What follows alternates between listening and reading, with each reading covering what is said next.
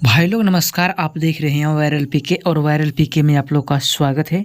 और दोस्तों आपको बता दें कि hit machine global star trending star Khesari Lal Yadav ji का अपकमिंग सॉन्ग के बारे में खेसारी लाल यादव जी का दबंग राइटर एक कमाल का अपडेट दिए हैं, जो कि आप लोग के बीच में काफ़ी जल्द, बहुत ही जल्द चैता का सॉन्ग आप लोग के बीच में आने वाला है, जो कि आप लोग कब से इंतज़ार कर रहे थे। तो तैयार हो जाए तहलका मचाने के लिए।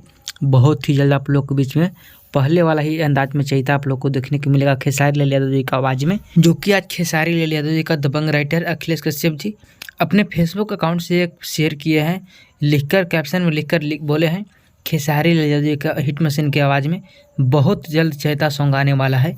तो आप लोग तैयार हो जाइए, बहुत जल्द हो सकता है अखिलेश कश्यप का लिखा हुआ भी हो, क्योंकि अखिलेश कश्यप भी पोस्ट किए हैं, तो हो सकता है अखिलेश कश्यप का भी लिखा हुआ हो। तो आप लोग तैयार रहिए, बहुत जल्द आप लोग बीच में रिलीज़ किया जाएगा। और चैनल पर न्यू है तो चैनल को सब्सक्राइब करके बेल आइकन को ऑल कर लीजिएगा। तो चलिए मिलते हैं अगले वीडियो में।